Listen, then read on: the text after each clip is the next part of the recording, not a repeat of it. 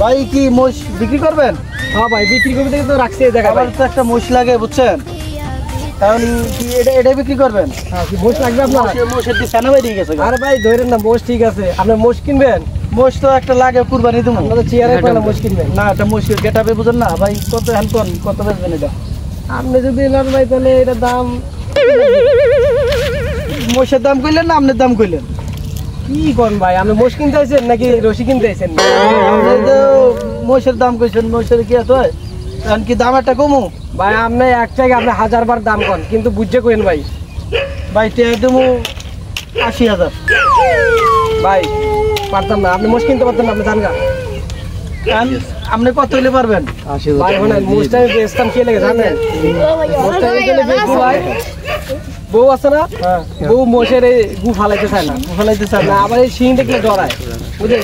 বউ ভাই তোমার মোষে আমার ঘুতায়, বুঝলেন? ভাই শিং দেখালে ঘুতায়। হ্যাঁ এলে তাড়াতাড়ি বেচ চালাও, এলে ভাই বেচ চালাবো। তো এটা মাঠে বাঁধে রাখছেন কি আপনি, যে মাঠের ভিতরে? ভাই এগুলা তো আসলে মূলত ফার্মে রাখা যায় না, এগুলো এখানে সংরক্ষণ করি আমি, এখানে রাখি। সকাল হইলে মনে করেন ছাইড়ে দেই।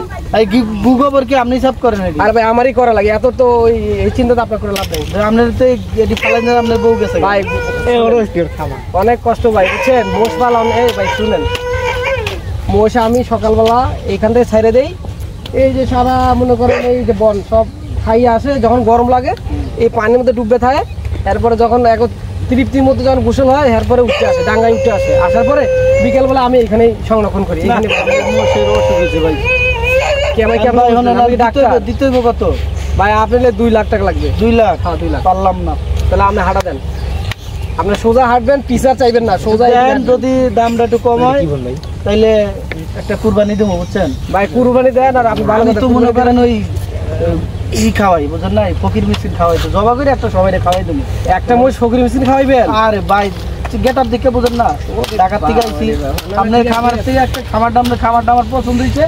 যদি একটা মোষ নিয়ে আনতে সবাই খাওয়াই দেয়, তাহলে মনে করেন আপনার একটা দোয়া পাবেন, আপনি একটু সব পাবেন। যদি কমে হয় তাহলে 80 করছি না, তাহলে আপনার আমি আরো যান 5 বাড়াই দিলাম। আরে ভাই হইতো না, আপনি মোষ কিনতে পারতেন না, আপনি হাঁটা দেন, সোজা হাঁটা দেন।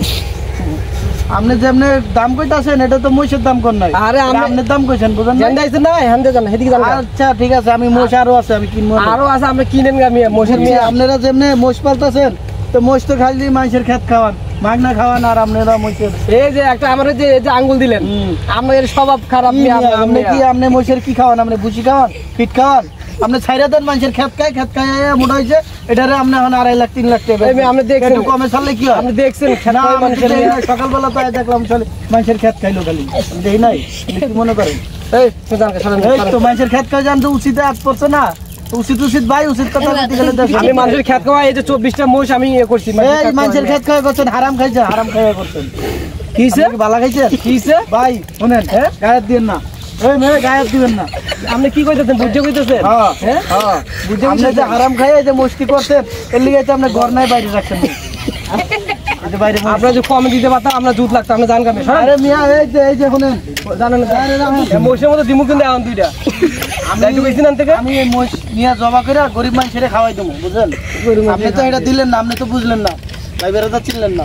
এখন দিমু কিন্তু 2টা, এখন না গেলে কই দিলাম। পরে বুঝলেন ফালতু লোক। মোষ কিনতে আইছে, মোষের পাল কিনে মিয়া, মোষ কিনতে আইছে। রাখ।